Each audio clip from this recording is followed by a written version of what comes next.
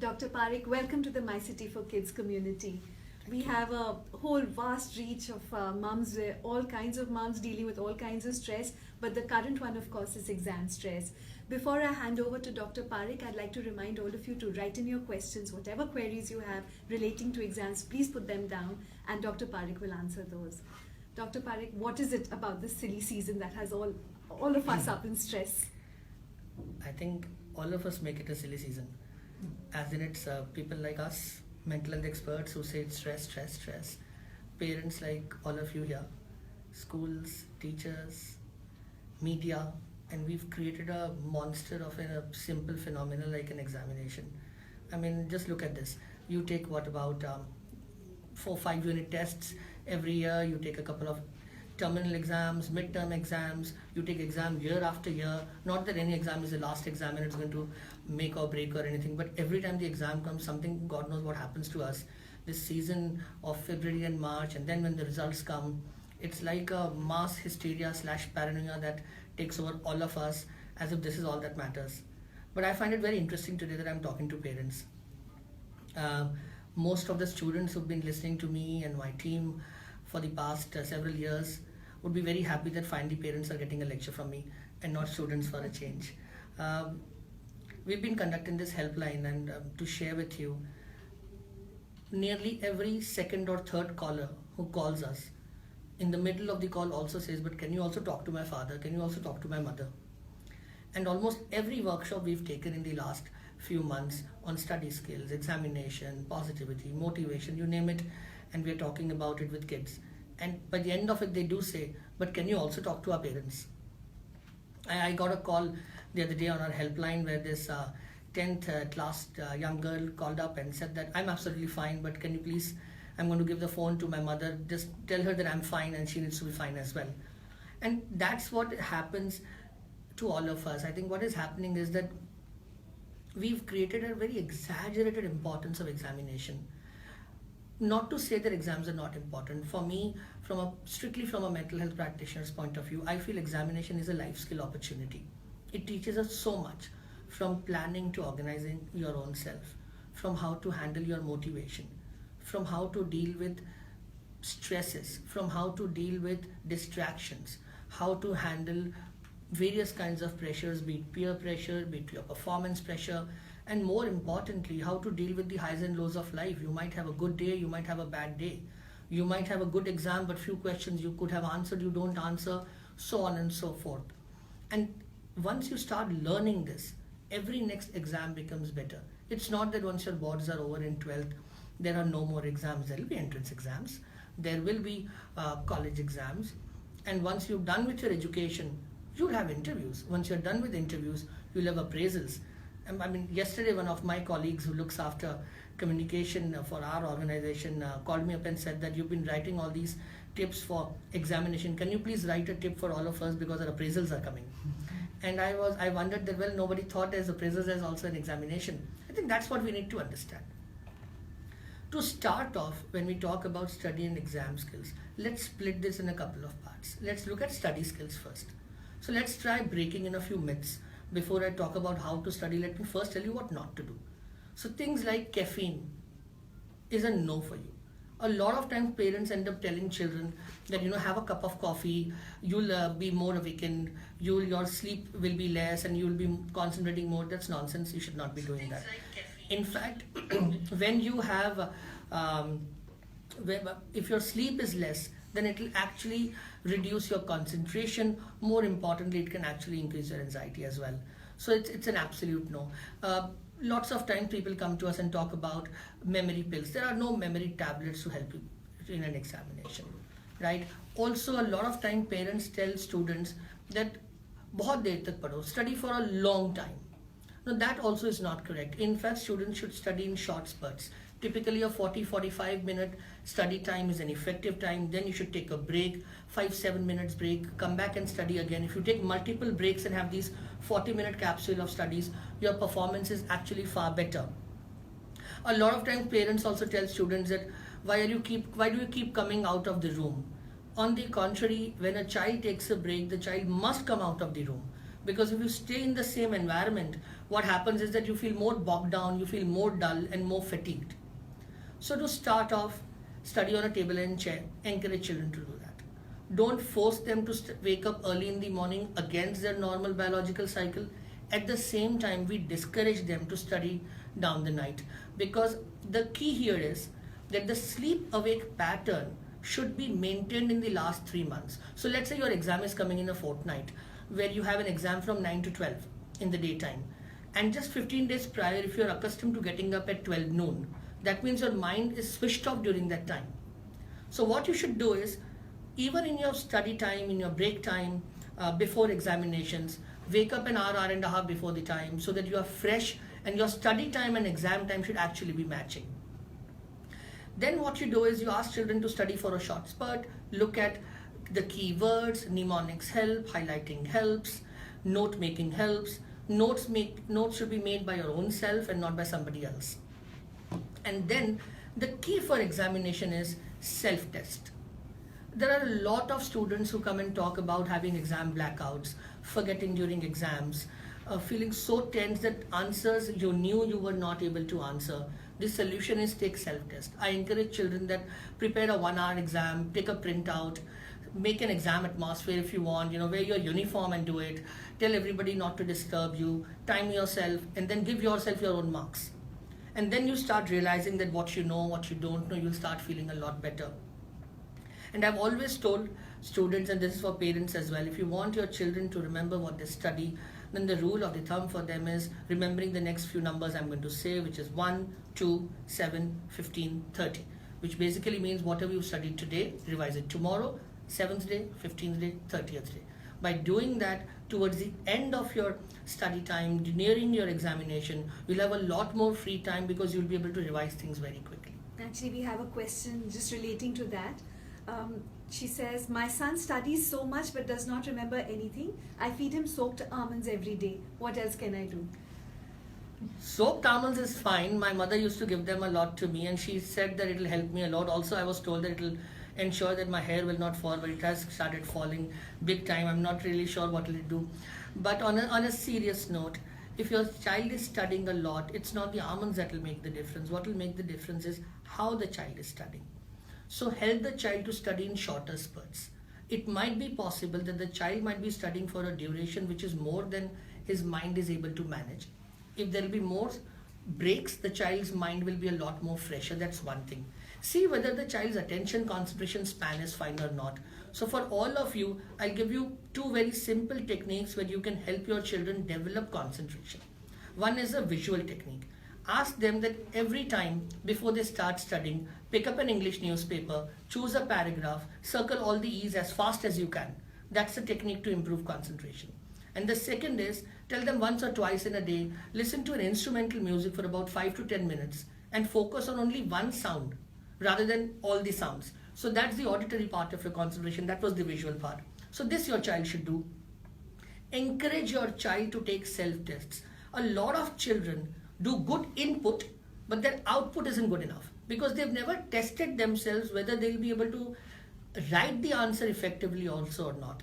If all this is rolled out, just have a look whether anxiety is getting into your child. If that's the case, it will help him to talk to anybody, including friends, including a teacher, probably a counselor or a psychologist. In fact, there is a question relating to that. Even if my son is well prepared, he gets panic attacks one day before the exam. Then he cannot study anymore, and that affects how he does in the exam. So 2 parts to your answer. One is because you've mentioned the last day and post the anxiety not able to study, and then the anxiety episode in itself. So as far as the last day is concerned, one, I've always encouraged students to study minimum on the last day. I'll tell you a story from my own career. When I had my MD psychiatry exam coming and I was a bit stressed a week prior, I told my teacher that I'm feeling very stressed. So he said that, have you studied the last 3 years? I said, yeah, I think I have. He said, then what's the problem? You'll do well. Because if you haven't studied, there's no point studying in the last week. That's what he told me, and I had kind of studied for the last 3 years.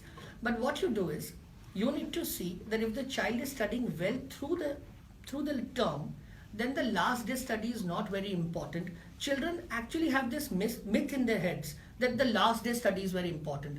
And sometimes it actually shuts their window because you really can't study everything on the last day, the long-term memory that's tested. As far as panic anxiety is concerned, one, anxiety is a common thing. 1 in 5 people in the world will have anxiety sometime or the other. What all helps in anxiety? No caffeine, decent diet, good salt, liquid, fluid intake, outdoor activity helps. A regularization of sleep is very, very important. Deep breathing, relaxation techniques help because they kind of relax the autonomic system a bit, reduces the tendency of anxiety. Talking to somebody, whether it's your parent or a friend or a counselor, just so that you can release all the negative thoughts which are coming in and get some positivity into it. And a lot of self-test. Self-test is like a systemic desensitization which is happening. So rather than one big final day, I've had so many attempts at it that these rehearsals have reduced my anxiety enough for me to take the exam. And for children, especially who feel tense during exams, very important for them, answer the questions you know the best first. If you spend the first 30-40 minutes answering all you know very well, your confidence is up there, you are now relaxed, you are feeling in control of your own self, and you'll be able to take even the difficult answers quite well. One mother wants to know, Rafat Nadeem wants to know, what should we give them in between studies as they feel hungry? Is it food related as well? They should be well fed in the sense that you should not be having long episodes without having adequate food or liquids. Gives you hypoglycemia, it gives you fatigue, the mind doesn't work well. Typically, I'm of the opinion that children should be allowed to eat what they want, especially during examinations. At least that should not be one more time when they are told have this and don't have this. But it's an absolute no for caffeine. That's something which is very important. So instant noodles go? Because that's something that is demanded all the time.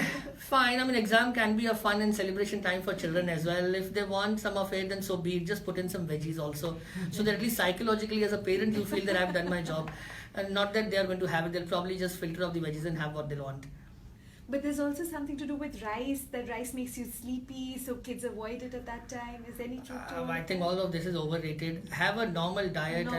That's what's important. The problem is undereating, underfeeding yourself. That's not good for you.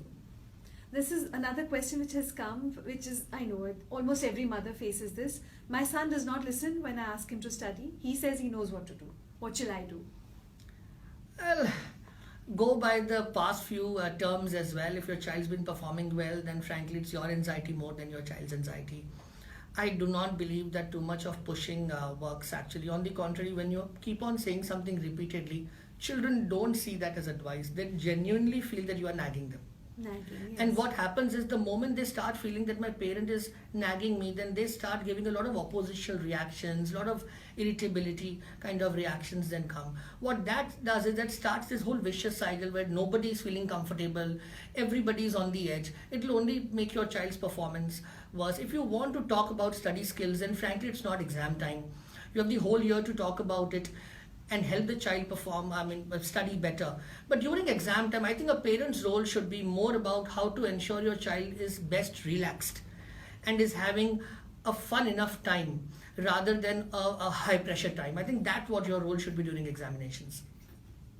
We have a question from a teacher, which I think is very interesting. Swati writes, I am a teacher and I have a few students who really get panicked, and even after knowing everything, they are not able to perform well. All this when neither I nor their parents are putting any pressure on them. How can I help them calm down and feel more confident? So one, I think let's appreciate the fact that children may still perceive pressure even when teachers and parents feel that they are not giving pressure. So perception of pressure, we need to give the benefit of doubt to the student rather than whether we are actually the perpetrators of it or not. That's one part of it. Relaxation techniques are effective. Children should be encouraged to have outdoor activities even during exams. They should be encouraged to talk to their friends and peers. They should be encouraged to take breaks, fun, relaxation. That's something really helps. For children who repeatedly feel anxious, I've always believed that self-examination, self-tests really work. What would you say to parents? Because parents are obviously the other side of the counter. You know, they're the ones who are sometimes nagging, sometimes exerting extra pressure, getting stressed themselves. What would you say to them? make examination a time of pleasure where you are actually enjoying being tested, where you help children develop this zeal of wanting to perform well yet enjoying. If this feeling can happen, and I'm picking it up from the last interaction that the Prime Minister had when he said that exam is not about pressure alone, it's also about pleasure. I think that's something that parents need to do. So things you should not do: don't take leaves just because your child is having an exam. That's the last thing your child wants, that you're sitting right there and saying, are you studying or not? Are you studying or not? I think some of us feel it's our obligation to do that, to hang around and make sure. Yeah, but you're not studying during your times when you should have studied, when your parents were trying to tell you. Does not compensate for now studying on their behalf. So that doesn't work, right? So you give them the space. Also, you should actually be more on the lookout. If you feel that the child is spending way too much time indoors, studying too much, as a parent, take the child out. Okay, let me go to your favorite joint. Let's go and just go out and take a jog or something like that. Break that cycle of stress. That's what the parent needs to do. Also, keep on giving positive thrusts, positive vectors. I know you'll do well. You've always done well. I trust that you are in control. Give these kind of cues rather than saying, I know you've not studied, but if you'll not do well, see what will you become. My mother, throughout my career, almost end up in my school days, thought that I'll probably never pass college. That she was quite clear that I will not pass my entrance exam, and she even today believes that how are parents listening to me, since I still don't know how to manage my own Almira, which is actually true. There's also the stress on marks, I think, that we do as parents. We keep telling them about, okay, you need to get such and such, marks and percentage, and when that doesn't happen, then obviously there's more anxiety. In today's competitive world, to say that performance doesn't matter is also not true. But are marks the only benchmark? Right. I think all of us would be honest enough to accept that marks also are not the only benchmark. So even if a child has performed extremely well, but has simultaneously not being able to develop social skills, confidence, peer interaction skills, communication, has skills to learn how to de-stress and relax, then the same child, in spite of the marks, will not do well. If the child has got marks but has gone through so much pressure, sleeplessness, anxiety, panic, again the future will be a difficult one.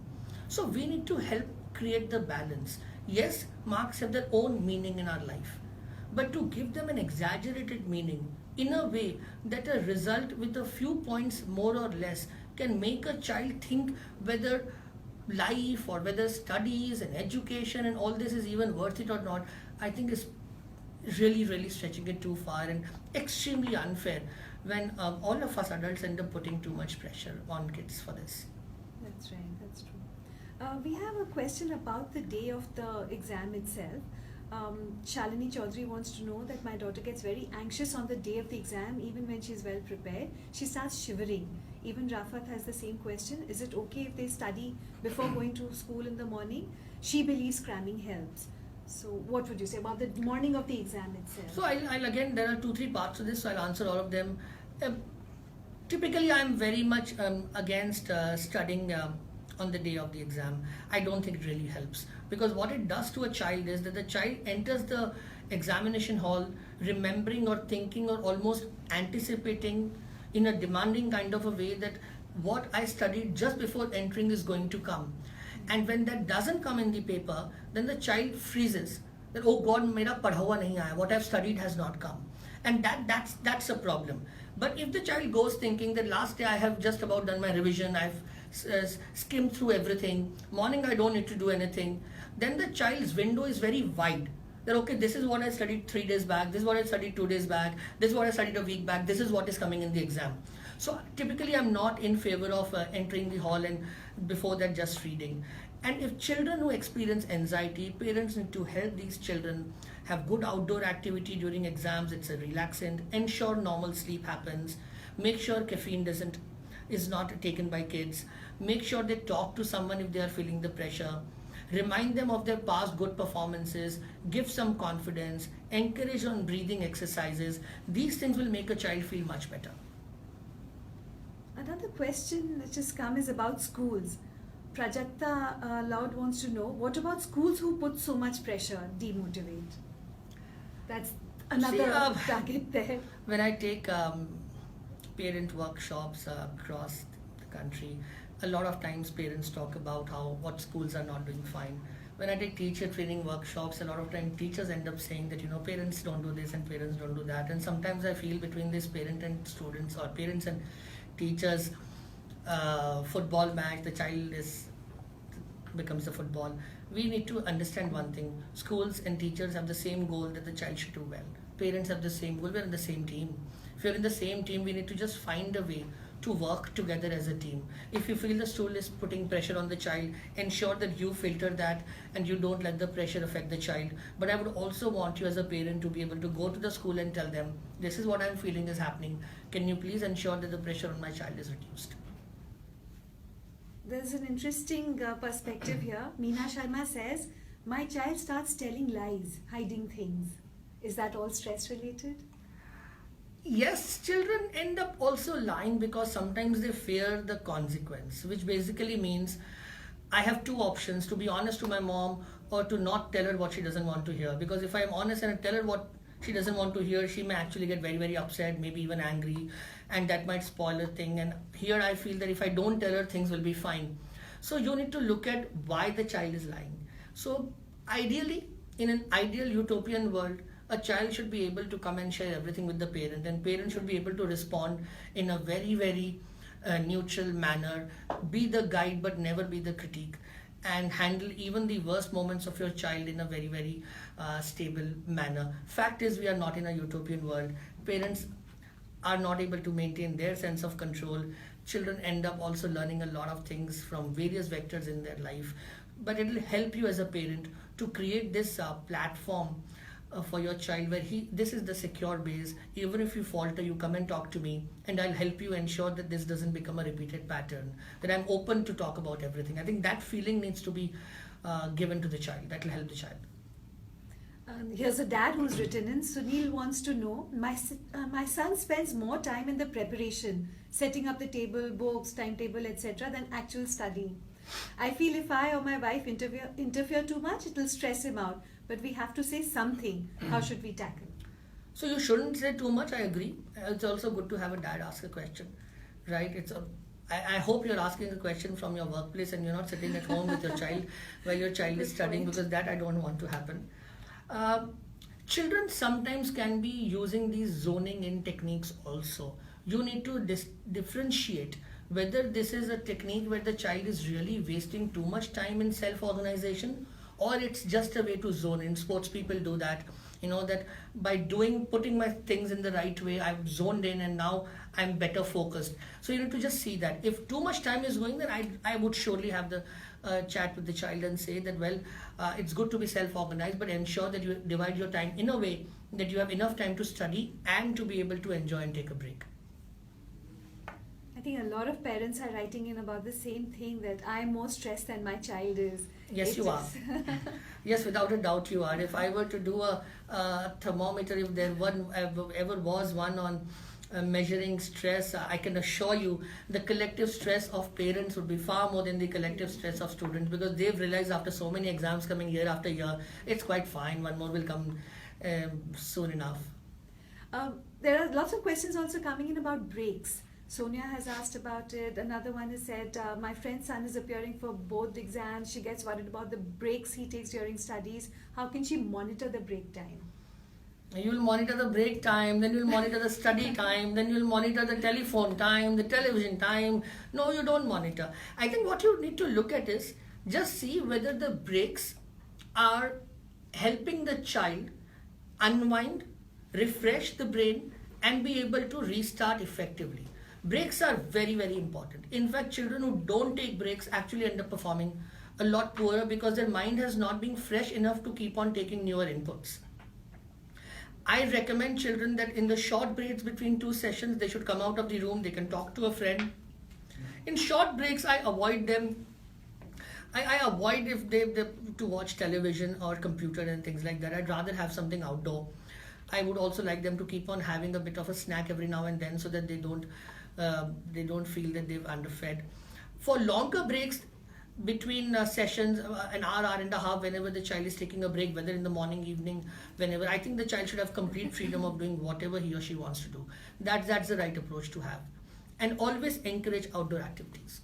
And how often should they take a break? Is that some 5 to 10 minute break every 45 minutes is a must, and probably after 2 hours of study, at least a half an hour of break, and at least during once in the day, if not twice, a good 1 hour break.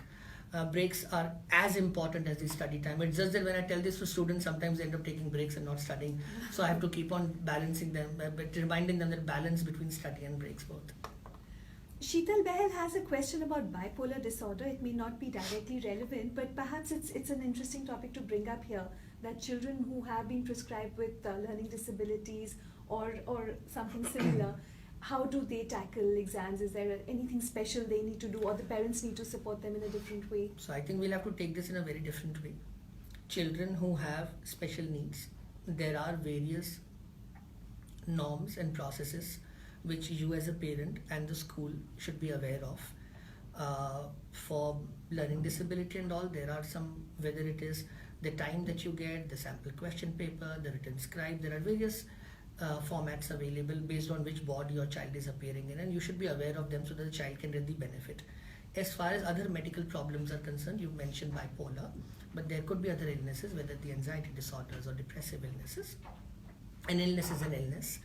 If it requires medication, then you ensure that as per the doctor's advice, you keep following it. Just don't allow yourself to think that just because an examination is coming, should I not give the medication, should I give an extra dosage? Just don't do all that.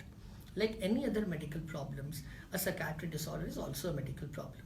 So whether somebody has a thyroid or a diabetes or something like that, or whether it is a bipolar or a depression or an anxiety, these are medical illnesses, and you follow the usual medical compliances, and that's about it. Ankita wants to know, what is the best time to study, if there is any? Whenever you feel best motivated to study is the best time to study. At the same time, I discourage students into late night studies because it impairs their sleep awake pattern, and I discourage parents to push children for a very early morning study. There's no point getting them out of their sleep and pouring cold water and making them study. That really doesn't work. Sophia Sheikh wants to know, could not concentrate on studies, memory weak, help me. So, to be able to memorize better, again you have to split this. You start with the environment, which means an environment which is clutter free, a table and chair, a table where there is only one book from which you are studying. Before starting your studies, you can do a concentration exercise. I had mentioned the exercise where you could pick up an English newspaper, keep on circling the E's. Then start studying. Use a highlighter, probably maximum 2 colors of highlighters. Highlight only the keywords. Just before you wind up after 40-45 minutes, make notes of these words so that it becomes like 3 readings in one reading span. And then take a break, which is very, very important. And then you come back and start this again. You follow the 1, 2, 7, 15, 30 technique, which means remember on day 1, day 2, day 7, day 15 and day 30. So that will help in your memory tremendously. And third would be take a lot of self-tests. If you take self-tests, then the anxiety of appearing in an exam also starts reducing, which also helps. So you look at all these 3 aspects and you'll be able to do it better. Nazia Khan wants to know, my kid takes a lot of time to learn. Is that an issue? Children will take different time. Every person has different abilities in a way and approach. But at the same time, it's not generic. It will be very subject and chapter specific. So it's not that a child is not good in math or not good in science. It will be if there are 10 chapters of math, you might not be good in probably 1 or 2 you are finding more time, 2 you might find very easy, so on and so forth. I don't think time should be given too much of value as long as the child is able to overall handle the subject well. And we have the contrary, the other side also. My child is always in a hurry, says Sanjana. Always in a hurry to complete the syllabus. How can I make him understand to learn it properly? So I'll answer this in 2 ways. Not just syllabus but examination also. In fact, you should also tell the kids who are taking exam not to be in a hurry even to take the exam. Sometimes children are almost in this race who completes the examination first. So even that should be avoided. And on that note, they should also not bother about how many supplementary sheets you've taken. Typically marks are not given by kilograms, they're given by words. So that needs to be looked at. Again, I think we have the same questions which are coming in. Ruchi Gupta also wants to know about the study hours of the child, which you've already talked about. That best to study when there is you have your best concentration. And break. So you also mentioned 45 minutes of study, 5-10 minutes of break. So I think we pretty much addressed all of that.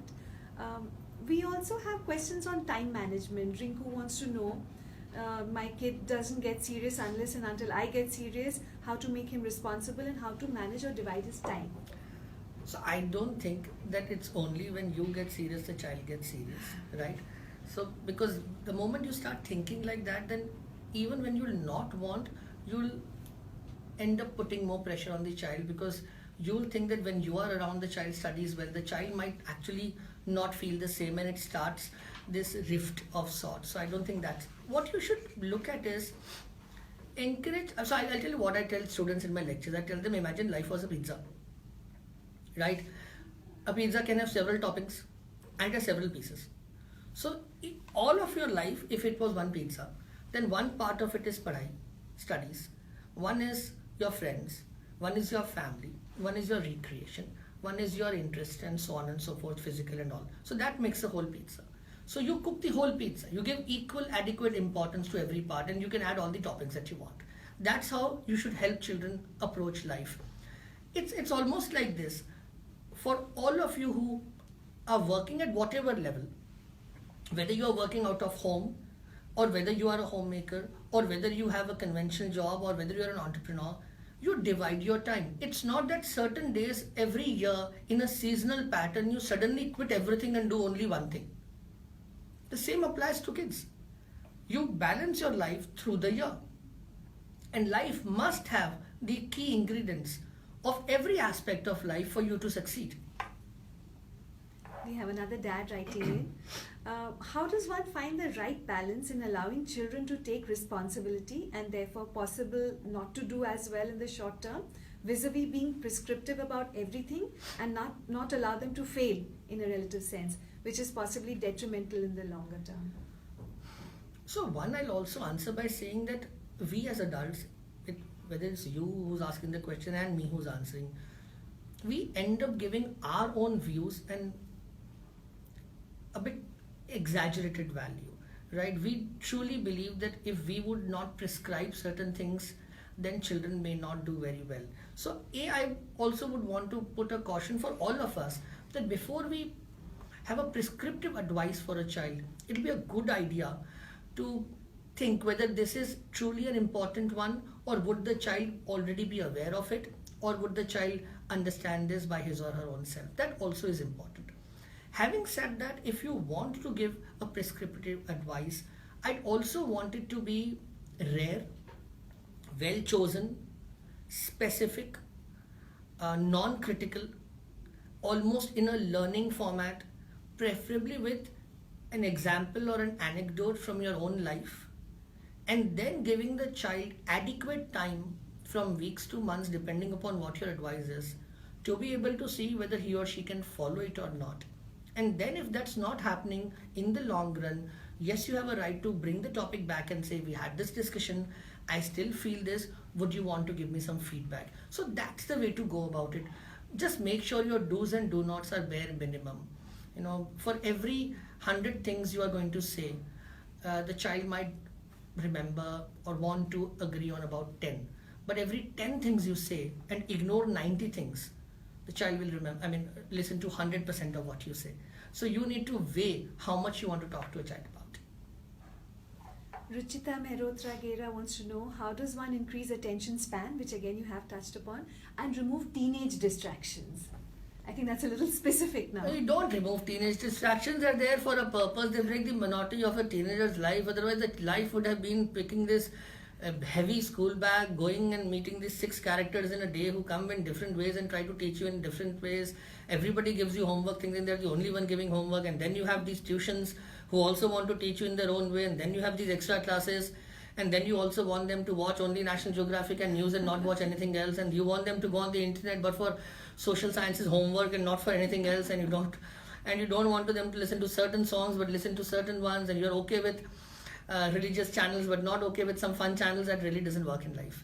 So distractions are there for a purpose, that it sprinkles life with flavors for teenagers. That's how they grow up. And then and trust them. I've maintained this, and I'm saying this again, intelligence for people like us has stopped growing. I am way above the 35 mark, at 20 odd years gone probably. So I'm somewhere around that time our intelligence stops growing. Yeah, teenagers are the brightest creatures on earth. So trust them. Just that, be there as a support system. There's no harm being a facilitator, being a guide, but not being a driver where you've tied the child right next to you and said you have to go here first and then you have to go here first. Here's a question which I think again we all deal with. Chandan Garg wants to know, my child does a lot of cramming instead of learning basic concepts. What is the solution? I think every parent dealing with ICSE, CBSE is going through the same problem. I would ask a simple question. Is your child performing well in the school or not? If the child is, then well, it's about the system and not about the child. We need to ask ourselves, have we created a system where cramming works, or have we created a system where concept formation works? And there lies in your answer. I think so. Yeah. There are a lot of questions coming in about diet. Radhika Gupta also wants to know, there have been several other questions. So perhaps we can just do a recap of what you had said about the diet. An ideal diet during exams, if such a thing exists, and what is good to avoid. So avoid caffeine. That's important. I feel children should be allowed to eat what they want to eat. And examination time need not be another match time about what to eat and what not to eat. There's enough on their plate, let's not be fooled. In fact, I believe examination should be almost like a feast celebration time for them. Eat what you want to eat. The key is that children eat adequately. I think that's more important. A lot of times, because of anxiety, children actually start eating a lot less. So what happens is the brain does not get enough food, which increases fatigue, which reduces concentration, which increases the error making, increases anxiety. I think that's what needs to be looked into. Sheetal Sachdeva has another question on mobiles and gadgets during exams. So we've talked about teenage distractions, and this really goes way down. It's not the teenagers, it's also the pre-teens who are much into their mobiles and gadgets. Who gave them the mobiles? We gave them the mobiles. Who made the mobiles? We made the mobiles. Right? Who uses mobiles? We use mobiles. We don't even have a family meal with ourselves, us adults, keeping our cell phones off. Yeah. Right? We have family meals where we are watching television, and probably in two different rooms watching two different programs. Right? We as adults pick up our phone first thing. We've not been able to prevent people in India from talking on the phone while driving. And here we are like hypocrites telling children while studying don't use the phone. Of course they shouldn't use the phone, without a doubt. Phone, television, computer, games are extremely distracting, and you can't do two things at one time. But adults need to be role models also. Please always remember, whether we like it or not, we are role models. Right? Children are learning from us. If we want certain habits to be inculcated by them, we need to actually show it to them. That's our side of responsibility. If you are today driving and on the phone, tomorrow our child is going to do that. If you break the red light, your child is going to do that. Right? If I speak in a language which is not fine, my child will pick that. If I am going to smoke or drink, my child will pick that. If I say whenever I'm stressed, I need a cup of coffee and I feel fine, my child learns that. So somewhere as parents, we need to honestly also realize that we'll have to be true role models for them to be able to learn things from us as well. That's true. We're just going to wrap this up with the last couple of questions. There have been 2 or 3 questions about how early to start. I mean, there is a mother who wants to know about a 3rd grade child. He doesn't have exams, but he's having, issues in writing and concentration, I think. Hansween, another mom, wanted to know how early should we start putting in concentration habits and stuff like that. So is it something where early learning will help? Creating a routine, learning skills, there is no age for that, as long as it is age appropriate. Which means I would not want a grade 1 child to have the same study routine that a grade 12 child would. But at the same time, I would want the grade 1 child, maybe a racket sport is has its own way of helping a child develop concentration. Just throw the ball on the wall and catch it 100 times is also a concentration exercise. You need to pick and choose how you develop those skills and give a habit. Well, sleep time would be there. While eating, let's not watch television. If you're doing some even sketching or some play work, don't have a mobile at that time, don't have a computer on.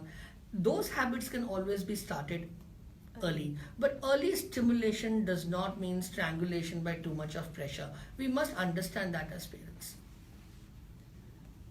There's one more perspective which has come in. I think we can take this as our last question for this session.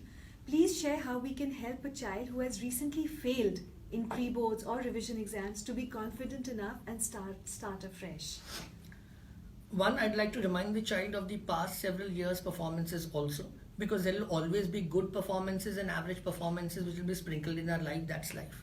Second, not to see an examination subject or a overall failure as a failure per se. It's just that marks fell down a certain category which by society is termed as a failure, but that does not make you a failure because you take the exam all over again. You learn where did you go wrong, where did you falter, which skills you need to build up. Academic, talk to the teacher. Psychological, talk to family, friends, counselor. Get into a positive frame of mind. Get all these study skills on board. Be enough relaxed. Go take the exam. And it's fine. Every exam is a learning experience. But you ensure that you don't become critical. You don't do a character judgment that you are not good enough. You don't do a judgment that you will not do well in your life. You never talk about that how disappointed you've become and how socially or otherwise you are feeling inferior or bad about what the child's performance is. Just keep that component off so that the child can realize that you can keep learning, keep improvising. I'm just 75-year plus lifespan. Please understand, any exam in a cross section can never ever be the final exam. I think that's a lesson to us all. To just be less judgmental about our children, our own children. To sum up, Shikha Batra has the perfect question. How should the environment at home be during exams so that, well, to help the child in any which way? She talks about concentration, but perhaps you can just sum it up by telling us what to do, what kind of an environment to create at home and help the child through this time. So no different environment. Your environment through the year needs to be the same. You don't become different, a new avatar just because exams have come. That's one thing. But to summarize for all of you, you look at it into study and exam skills. Study skills, study in an uncluttered environment, short capsules, 40 minutes, 45 minutes, with some breaks which must have outdoor. Concentration exercises, I mentioned the E exercise, I mentioned the instrumental music, highlighters, using note making, the 1, 2, 7, 15, 30 as a revision routine, a lot of self-tests, that's a part of study skill. Relaxation, breathing, outdoor sports to ensure that your mind, body is well in sync. Help-seeking behavior, if in trouble, talk to a teacher, a parent, a friend, a counselor, talk to someone. During exams, enjoy being tested, see whether you can beat the examiner by answering more questions. Go with that attitude. If an exam goes bad, so be it, go on the next one. The role of the parent would be a facilitator, be also a watchman of sorts. If you feel the child struggling, support. If you feel the child showing some signs of stress, help break the cycle. Ensure positivity. Don't change anything and be there for your child, but also be the role model. Thank you so much, Dr. Parikh. We've already got responses from moms who are very happy with this session, and they're already commenting about how much it has helped them. So thank you so much. Thank you. Thank you.